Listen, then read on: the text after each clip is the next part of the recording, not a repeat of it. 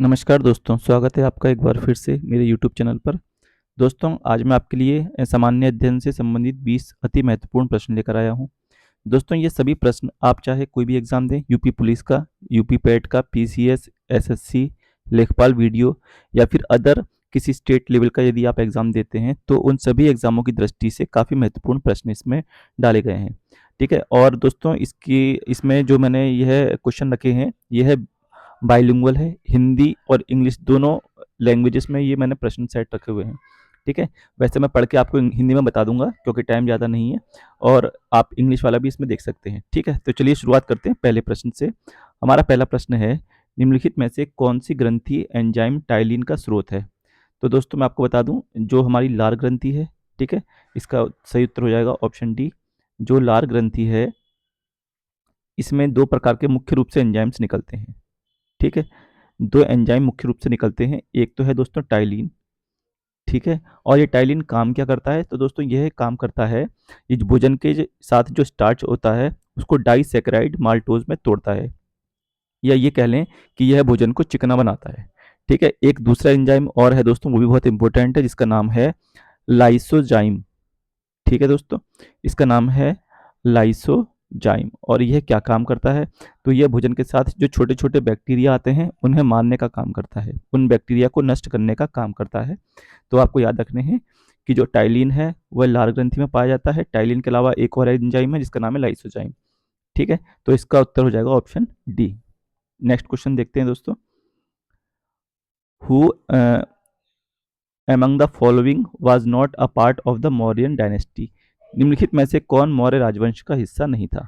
तो दोस्तों, अशोक मौर्य वंश का है, बिंदुसार मौर्य वंश का है, चंद्रगुप्त मौर्य वंश का है, जबकि अजात शत्रु जो है दोस्तों, यह है हर्यक वंश के हैं। ठीक है? और ये वही अजात शत्रु हैं जिनके शासन में पहली बौद्ध संगीति हुई थी। ठीक है? इन्हीं के शासनकाल में पहली बौद्ध संगीति हुई थी राजगृह में। ठीक है? और जो जिस वंश के ये हैं, हर्यक वंश के हैं, और हर्यक वंश के संस्थापक इनके पिताजी थे, जिनका नाम था बिंबिसार। ठीक है? ये भी आपको याद रखना है। बिंबिसार किसके पिताजी थे? अजातशत्रु के। ठीक है? और अजातशत्रु के यदि पुत्र का नाम पूछेगा तो उनका नाम है उदाइन। ये भी आप याद रख सकते हैं, उदाइन। ठीक है? उदाइन की एक खासियत है और भी है दोस्तों, कि पाटलिपुत्र नगर की स्थापना उदाइन ने ही की थी। ठीक है? तो क्वेश्चन का सही उत्तर हो जाएगा ऑप्शन डी, अजातशत्रु। अगला प्रश्न देखते हैं। सलीम चिश्ती का मकबरा कहाँ स्थित है? तो दोस्तों, सलीम चिश्ती का मकबरा स्थित है फतेहपुर सीकरी में। इसका सही उत्तर हो जाएगा ऑप्शन बी। ठीक, चलिए अगला प्रश्न देखते हैं। सिकंदर और पुरस ने लड़ाई कहाँ लड़ी थी? तो दोस्तों, सिकंदर और पुरस के बीच जो लड़ाई हुई थी, यह लड़ी गई थी हाइडेस्पीच जगह को बोलते हैं दोस्तों, और इस युद्ध को बोलते हैं वितस्ता या झेलम का युद्ध भी बोलते हैं। ठीक है? वितस्ता जो है वो दोस्तों झेलम नदी का प्राचीन नाम है। ठीक है? यह लड़ाई सिकंदर और राजा पोरस के बीच हुई थी, और इसमें कहते हैं कि सिकंदर की विजय हुई थी। ठीक, अगला प्रश्न देखते हैं दोस्तों। अर्थशास्त्र वाज रिटन बाई, अर्थशास्त्र किसके द्वारा लिखी गई थी? तो अर्थशास्त्र दोस्तों लिखी गई है कौटिल्य के द्वारा। इसका सही उत्तर हो जाएगा ऑप्शन बी। और दोस्तों, ये भी आप याद रखना कि कौटिल्य के दो नाम और हैं, इनको चाणक्य के नाम से भी जानते हैं, और दूसरा इनका नाम है विष्णुगुप्त। ठीक है?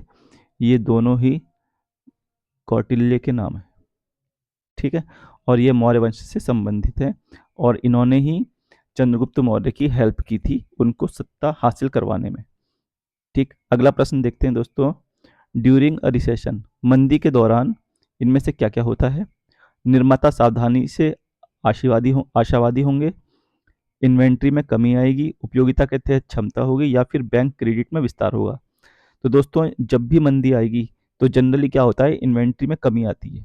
ठीक है? तो इसका सही उत्तर हो जाएगा option B, there will be decrease in inventory. अगला प्रश्न देखते हैं। 13वीं शताब्दी में गंग राजवंश के राजा नरसिम्ह देव प्रथम द्वारा निर्मित कौन सा रथ के आकार का मंदिर, जिसे ब्लैक पैगोडा भी कहा जाता है? ठीक है? तो दोस्तों, उस मंदिर का नाम है सन टेम्पल कोणार्क, सूर्य मंदिर कोणार्क का। ठीक है दोस्तों, यह उड़ीसा में स्थित है। ठीक है? और इसे गंग वंश के शासक नरसिम्ह देव प्रथम ने बनवाया था। इसे ब्लैक पैगोडा के नाम से भी जानते हैं। ठीक है, तो इसका सही उत्तर हो जाएगा ऑप्शन ए।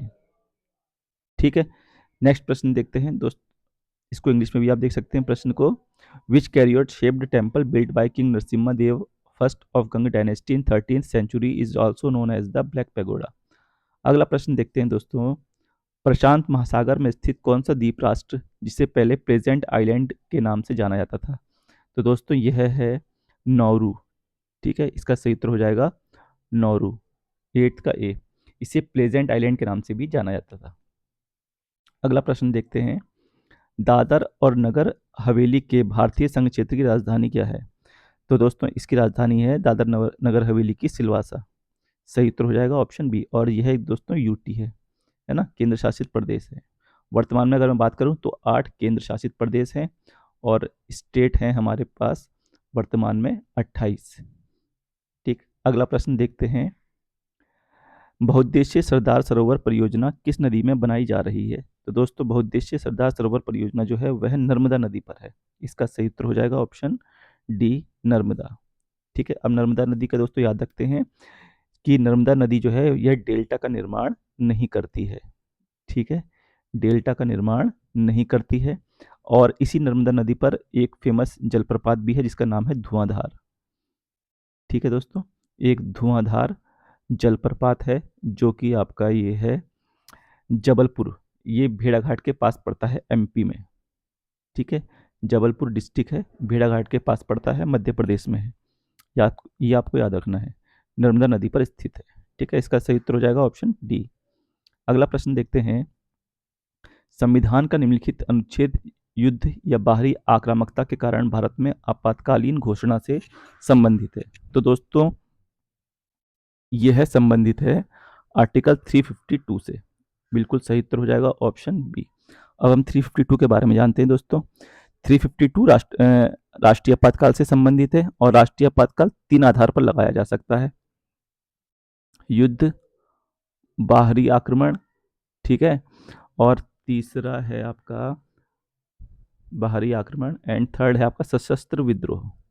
ठीक है, इन तीनों के बेस पर जो है राष्ट्रीय आपातकाल लगाया जा सकता है। ठीक है, अब दोस्तों राष्ट्रीय आपातकाल लगाने के लिए मंत्रिपरिषद की लिखित सूचना भी आवश्यक है और इसको लगाने के बाद इसको प्रत्येक 6 माह पर अनुमोदन करके अनिश्चित काल तक बढ़ाया जा सकता है। ठीक है दोस्तों, और इसके लगने पर आर्टिकल 19 जो है वह स्वतः समाप्त हो जाता है। तो इसका सही उत्तर हो जाएगा ऑप्शन बी। अगला प्रश्न देखते हैं, भारतीय संविधान के अनुसार किस के पास आपातकाल घोषित करने की शक्ति है? दोस्तों मैं अभी आपको बता चुका हूं, यह शक्ति किसके पास है? राष्ट्रपति के पास है। ठीक है, सही उत्तर हो जाएगा ऑप्शन बी। अगला प्रश्न देखते हैं, इनमें से कौन सा अनुच्छेद भारतीय संविधान में आपातकालीन प्रावधान से संबंधित अनुच्छेद का सही सेट है? तो दोस्तों इसका ऑप्शन के हिसाब से सही उत्तर हो जाएगा ऑप्शन सी, 352, 356 और 360। आप देखते हैं दोस्तों 352 में क्या है? तो 352 में है राष्ट्रीय आपातकाल, 356 की बात करूं तो राज्यों में राष्ट्रपति शासन और 360 में है हमारा वित्तीय आपातकाल। ठीक, अगला प्रश्न देखते हैं, भारत का राष्ट्रपति केवल किसकी लिखित सिफारिश पर राष्ट्रीय आपातकाल की घोषणा जारी कर सकते हैं? तो दोस्तों यह जारी करते हैं the council of ministers of the union, यानी कि संघ के मंत्रियों की परिषद से। ठीक है, तो सही उत्तर हो जाएगा ऑप्शन सी। अगला प्रश्न देखते हैं, भारत में अब तक किस प्रकार का आपातकाल घोषित नहीं किया गया है? तो दोस्तों भारत में अभी तक वित्तीय आपातकाल एक बार भी नहीं लगाया गया है। ठीक है, तो वित्तीय आपातकाल जो है दोस्तों ये भारत में अभी तक एक बार भी नहीं लगा हुआ है। यदि बात करें आंतरिक परेशानी के कारण आपातकाल, तो दोस्तों यह लग चुका है 25 जून 1975 को। ठीक है, इंदिरा गांधी जी के समय में 44वें संविधान संशोधन 1978 के द्वारा इस आंतरिक शब्द को हटाया गया और इसकी जगह पर एक नया शब्द डाला गया, सशस्त्र विद्रोह। ठीक है, सशस्त्र विद्रोह यानी कि आर्म्ड रिबेलन। ठीक है, सशस्त्र विद्रोह शब्द डाला गया था दोस्तों। इसके अलावा राज्य में संवैधानिक मशीनरी की विफलता के कारण राज्य आपातकाल लगाया जाता है 356 के तहत, और अभी तक सबसे ज्यादा जो राष्ट्रपति शासन लगा है वो उत्तर प्रदेश में लगा है 10 बार। ठीक है, अगर बात करें इसकी बाहरी खतरे के कारण बाहरी आपातकाल। ठीक है, तो दोस्तों ये 2 बार लगा है, एक 26 अक्टूबर 1962 जब चीन के साथ युद्ध हुआ था, और एक 3 दिसंबर 1971। ये दोनों ही आधार थे बाहरी आक्रमण के।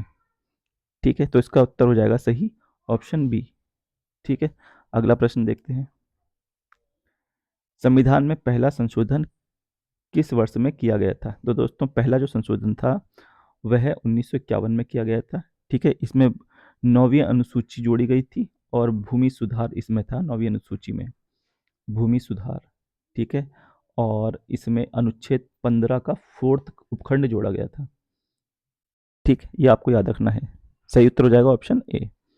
अगला प्रश्न है, लघु संविधान शब्द निम्नलिखित में से किससे संबंधित है? तो दोस्तों लघु संविधान शब्द बोलते हैं 42वें संविधान संशोधन अधिनियम 1976 को। ऑप्शन सी बिल्कुल सही उत्तर हो जाएगा। अब दोस्तों क्यों बोलते हैं? क्योंकि 1976 में कई सारे संविधान संशोधन हुए थे। सबसे बड़ा संविधान संशोधन हुआ था इसमें 1976 में समाजवादी। ठीक है, समाजवादी ये भारतीय संविधान की प्रस्तावना में जोड़े गए थे। समाजवादी, पंथ निरपेक्ष एवं अखंडता शब्द। ठीक है दोस्तों, अखंडता शब्द ये हमारे भारतीय संविधान की प्रस्तावना में जोड़े गए थे। ठीक, अगला प्रश्न देखते हैं। निम्नलिखित में से कौन सा संशोधन अधिनियम वस्तु एवं जीएसटी से संबंधित है? दोस्तों जीएसटी से संबंधित संविधान संशोधन है आर्टिकल 101। ऑप्शन डी बिल्कुल सही उत्तर हो जाएगा। अब बात करें कि जीएसटी का मॉडल हमने कहाँ से लिया है, तो दोस्तों जीएसटी का मॉडल हमने लिया है कनाडा से लिया है। ठीक है, वर्तमान में इसमें 5 दरें हैं। ठीक, 0, 5, 12, 18, 28 ये 5 दरें इसमें दे रखी हैं। ठीक है, अगला प्रश्न देखते हैं। किस संविधान संशोधन बिल में मतदान की आयु 21 से घटाकर 18 वर्ष कर दी गई थी? ठीक है दोस्तों, तो यह संविधान संशोधन था आपका 61वां संविधान संशोधन, और यह 1969 में हुआ था। इसमें वोट देने की जो उम्र थी वो 21 से 18 वर्ष कर दी गई थी। मोस्ट इंपोर्टेंट है दोस्तों।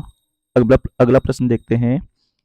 निम्नलिखित में से कौन सा केवल भारत में संसद को विशेष बहुमत और राज्यों की सहमति से संशोधित किया जा सकता है? तो दोस्तों यह है आर्टिकल 368 में संशोधन। Option D is the correct answer. ठीक है दोस्तों, यह भाग 20 में है। संविधान संशोधन की जो प्रक्रिया दे रखी है भाग 20 में है। ठीक है, आर्टिकल 368 में है, और यह दक्षिण अफ्रीका से लिया गया है। ठीक है, इसमें संविधान संशोधन की शक्ति जो है वो संसद को दी गई है, और संसद में जो संविधान संशोधन की प्रक्रिया है वो 3 प्रकार से की जाती है। एक साधारण बहुमत से संशोधन, एक विशेष बहुमत से, और एक विशेष बहुमत और कम से कम आधे राज्यों के समर्थन के द्वारा। ठीक है, आई होप दोस्तों आपको यह वीडियो पसंद आया होगा। यदि वीडियो पसंद आए तो प्लीज़ वीडियो को लाइक एंड शेयर करें। धन्यवाद।